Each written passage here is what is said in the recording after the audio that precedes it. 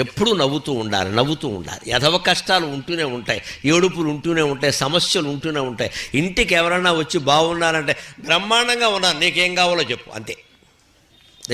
ఏమిటో ఈ మధ్య అని కాలు సాగదీద్ది ఇక్కడ, అనవసరం ఇది.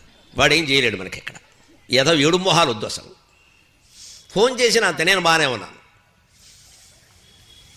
ఎవడు సానుభూతి, ఎవడు పలకరింపు ఆశిస్తున్నా దరిద్రగొట్టు జీవితం అది.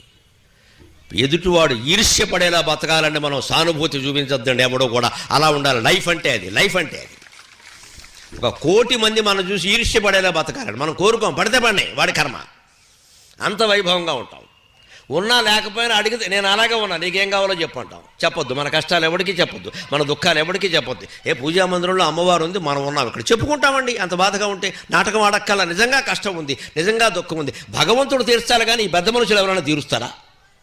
వీళ్ళు ఇంకా ప్రచారం చేస్తారు బయటికి వెళ్ళి.